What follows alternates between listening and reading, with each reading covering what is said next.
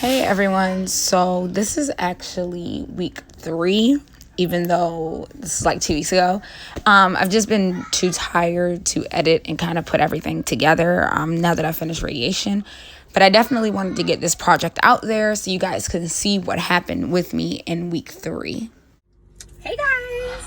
So today is actually a really special episode of Kicking Cancer with Liz because you guys are going to join me as I go to Shay Sharpe's Pink Wishes annual fundraiser. So we're going to see, I'm actually giving a speech, which I'll probably record later so you guys can hear what I actually said. But I'm super excited to be getting. The weather is amazing. It is 71 degrees. It was like 50 this morning. So we'll see how it goes, and I'll see you guys at the end of my night. So this is the gala room. This particular fundraiser took place at Martin's East here in Maryland. So this is just kind of the setup so that you guys can see. And the theme was Kentucky Derby. And this is your girl up on stage giving her speech that you're about to see next. I worked at NBA. When we met, I did used to issue the plates. Since then, I've been promoted and now I work in human resources. So, I'm doing big things in my life, trying to. So last year, I really wasn't prepared. 1990, my mother gave birth to the most amazing little girl, me. In October of 2013, right after my 23rd birthday, my mother and I found out that her amazing little girl had stage 3 breast cancer. I decided to have a double mastectomy, completed 4 rounds of chemo, and 15 rounds of resection. 2 years later, in October of 2015, my mother and I took photos at my baby shower, a baby that my oncologist said would never be conceived.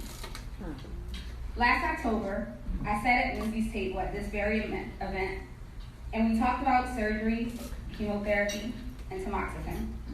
We also talked about our little girls and our trials and tribulations so far in motherhood. On October 2nd of this year, after being in pain for months and multiple CT scans, blood work, different doctor's visits, and a PET scan, I learned that not only had my cancer come back, but that it was in my bones, lung, and liver. For my 29th birthday, my mother and I had to create a plan to prolong the life of her amazing little girl as long as possible. This plan included radiation, which I started last week, and I will be back tomorrow at 8 a.m. More scans, all types of injections, and 4 daily pills. However, it also includes keeping Lindsay's spirit alive by living my best life.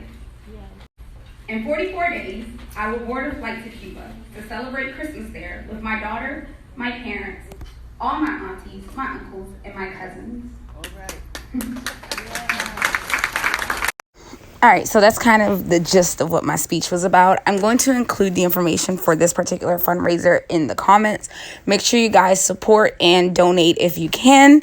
Otherwise, we're going to move on to what I did the following day. Hi. So to continue on my week of special edition episodes, today we are on our way to go see Kia. That is my awesome hairstylist, to go ahead and get this thing on my head together. So we're gonna go there now. I'm actually gonna record a video for you guys so you guys can see the process. And we're also gonna do a IGTV episode about it so you guys can see all of that. All right, so I just pulled up. I am here, and see y'all soon. All right, so this is where here is. This is the Kia Experience Salon. It is the yellow building on the corner. So I'm going to go in there, and we're going to get this head of mine together. So I just got my hair washed, and now I am under the Aqua Mister, getting it nice and moisturized. You guys can see right there. In the comments below, I will include everything that's I've gotten done to my hair. I will also include Kia's website so you guys can hit her up if you want to book. I just want to give you guys a close-up of my hair in its completely natural state. As you can see, it is not damaged, and I do still have my natural curl pattern. So yeah, she's all about protecting my head. Okay. So, hair journey. First time, started chemo. I was in the shower and my hair just started coming out in clumps. So I'm running my fingers through my hair and it's like clump, clump, clump. And I instantly bust out in tears. And I go to my boyfriend at the time. I was in the shower. I go to my boyfriend and I was like, yo, my hair is falling out. Like, my hair is falling out. I cut it off and I thought I was going to be okay because it's not like it was all the way down here when it started falling out. There was barely any hair left. My hair is falling out. Me and Kia talked about it. She prepared for this. But my hair is falling out. And I just kept saying it over and over again. And I ended up having a hair cutting party where my group of friends also all cut their hair off. So we were all bald. And then I came to Kia, tears in my eyes, with my freshly bald head. And I was like, what are we gonna do? And I'm just like, well, we're gonna start making wigs. And this was back before wigs was cool too. Mm-hmm. So we ordered the hair, the first wig, and that's really where I got into color, actually. Yeah. The first wig I had was this Indian wig. It was regular brown hair, looked like my natural hair, actually, like when it was long. And then the second wig was blonde. Long blonde hair. And I was like, this is perfect. This is amazing. So I was black girl blonde for the longest. And then as my treatment continued, I was like, you know, let's play with this. I ended up finding some cheap hair and it was this bright pink hair. And I did a bang wrap. And I came to work and they were like, what is this? And I was like, I have cancer. This is cancer. This is what cancer looks like. Cancer looks like this bright pink ball. And then from there, it kind of just like evolved. I really started embracing my bald head too. Once it got hot, no wigs was not the business. Started embracing being bald. And that was a challenge in and of its own. Just, you know, I've always had hair and now I have this weird peach fuzz. Like, what is this? We did that. We took my long blonde hair and then we made it like a little bob. So I really like went through just processes with my hair, but that was when like I fell in love with color. And I felt like color and style could really say who I am. So this time around, I actually dyed my hair this color the same day that I found out I had metastatic breast cancer in the morning. I had the hair appointment booked, and at the time I think I was gonna do like more fall colors or something. Yeah. I was gonna do like fall colors, like dark red, like reds and, you know, black girl blonde reds type thing. And then I found out that not only, I already knew the cancer was back, but that morning I was told, you know, it's in your lung, it's in your liver, it's in your bones. You need to start radiation next week. We'll see you Friday for pre-op. And I said, you know what? We are going crazy with my hair. In case I go through that again, if my hair were to fall out this time, I want it to be hair that is me, that is genuinely me. It represents me. This is my love, my heart. This is my whole personality. Just at a glance, you can look at my hair and you're gonna go, dang, that girl looks really pretty with blonde hair. Dang, that girl got pink hair. What would make her dye her hair pink? And it is the first conversation starter because as soon as someone comes to me and says, so pink, you work in HR. Pink? And I can say, yeah, because you know what? I work in HR and I have metastatic breast cancer and I'm 29 years old. So yeah, because I'm not gonna make it to retirement to be able to dye my hair pink. When else am I gonna do it, people? So like my journey with my hair this time, so far nothing has happened. It's not thinning or anything.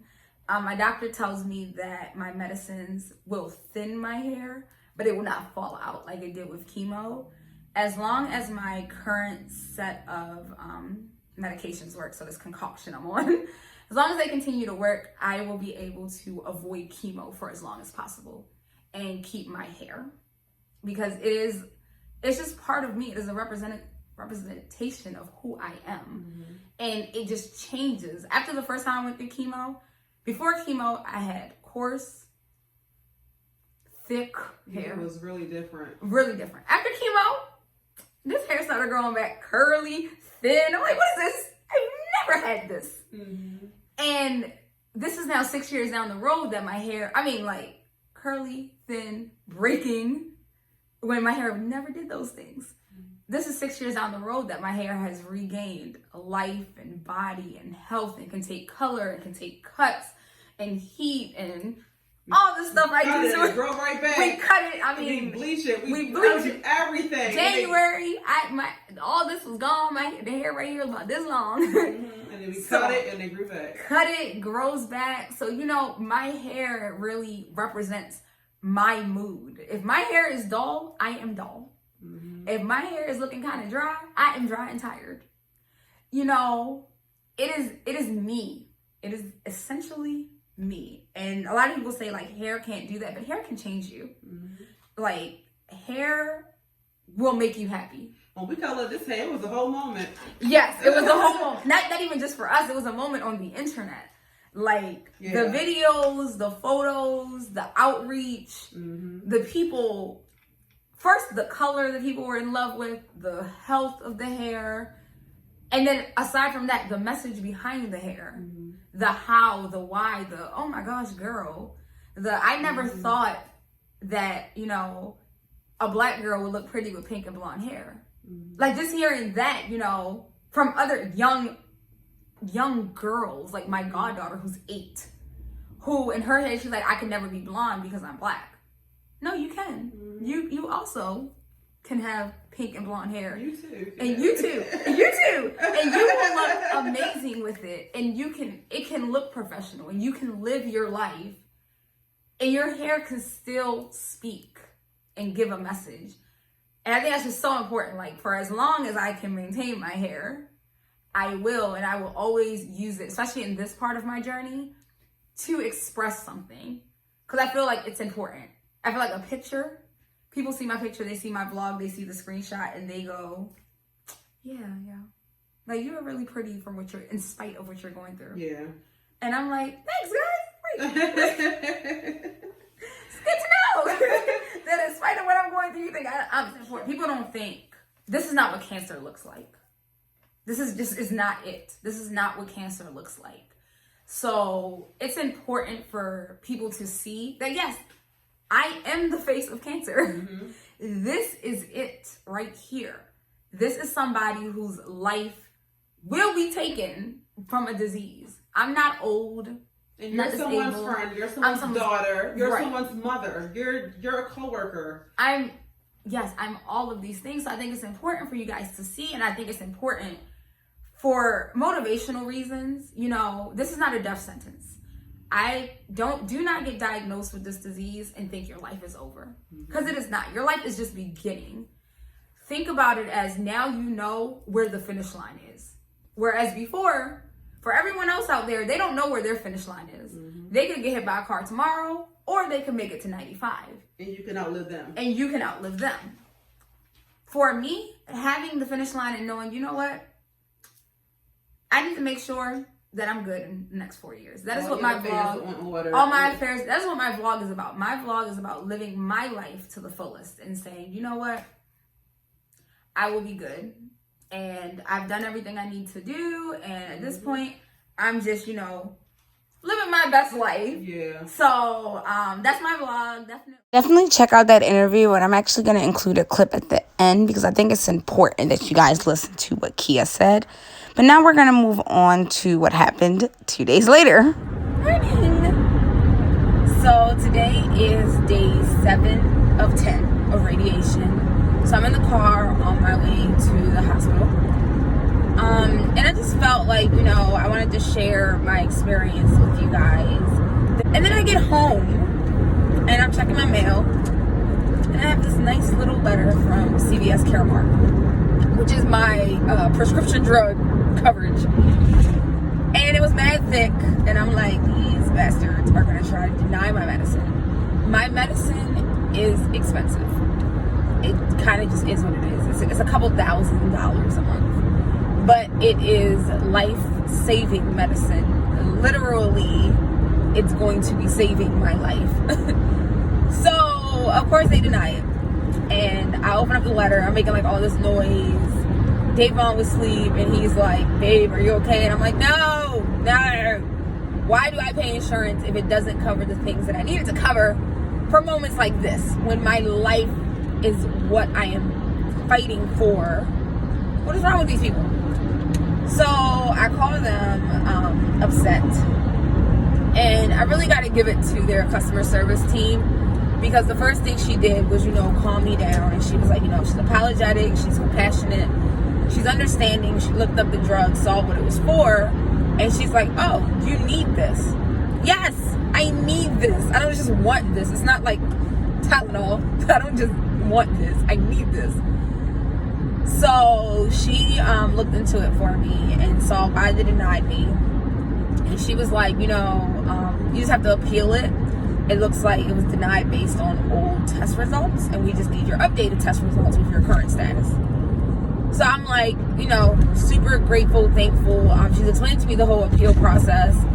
It's 11 o'clock at night, my time. I don't know what time it was, her time. And she goes, you know what? I will do you one better. I will start the appeal process for you. I will type it up, and I will send the request forms to your doctor. Because appeals can take between 30 and 60 days. But if we mark it as urgent and your doctor marks it as urgent, we can get it processed for you within 72 hours of this phone call. So I'm like, you don't have to do that. I go to the doctor every day. She's like, no, it's not. I don't have to. You're right, I don't have to. She's like, but I definitely want to, because it's not fair. She's like, I'm looking at your birthday, and I'm looking at this drug, and we prescribe this drug for women in their 50s. And she's like, and I see you're not even 30 yet. So I was like, thank you. So she went ahead and got all the information from my doctor's office, the phone numbers, the fax numbers, even took down my personal number to make sure that she could follow up with me once I submitted all the paperwork. So I just, I'm eternally grateful. When I talk about blessings, things like that are the small blessings that I'm talking about. She did not have to fax the paperwork to my doctor's office. It is 100% on my doctor's office to get the stuff done. But for her to go, the phone call, I've called them before, and I've had other people over drug issues. And they, they kind of rushed me off the phone. Phone calls usually last like 5 minutes. I think I was on the phone with her yesterday for half an hour while she took care of all the paperwork, faxed over the request for me, made sure that I was okay. And then even went, above and beyond, and was like, if, if it comes to it, you can also request an external review. And she's like, and with your situation, I know that a judge will give it to you. If you go before a judge with your doctors, they will make the insurance company pay for this. So, just that type of hope that she gave me. So that's like my message for today. Like, you don't know what type of hope you can give people. Like, I'm a big customer service person, I always have been, but for me to receive that level of customer service and care, it just meant a lot to me. And it really helped me get a good night's sleep, knowing that I'm not alone in this. And it's not just my doctors and my friends advocating for me, but customer service agents at my pharmacy, or my prescription plan people, really, taking a stake in it. Okay, so that's all for now. Hey guys, so I'm reporting live from my car. I started a bucket list, and tonight I completed one of the items on my bucket list, which was to work a bar. So I'm going to include some of the clips from me working the bar, and you guys can see how I am out here, just doing everything that I've ever wanted to do. In this picture, I'm trying to count money in the bar. Bartending is not for me. And the next morning was City Poly homecoming, so I went to the tailgate. If you're from the Baltimore area, you know what City Poly is. And of course, City won, so here was your girl celebrating. So thanks for joining me this week. I'm going to include the message here at the end about what Kia says about this blog, because I think it's so important. Our YouTube, please subscribe. And please subscribe, watch this journey, share it with a friend or a family member that you think they can get something out of it. It will be a great deal, because again, it's just awareness, and that's where a lot of things start, is being aware, being educated, and seeing different people's perspective. That way, the one way you are seeing it, knowing that it's different outcomes, it's different testimonies, it's different journeys. It's not just one way. Cancer doesn't look like one person or one type of person. And it's just important to see all different types of stories. So again, thank you for tuning in. Check out our YouTube. You guys have a wonderful night. And peace. That's it. Bye.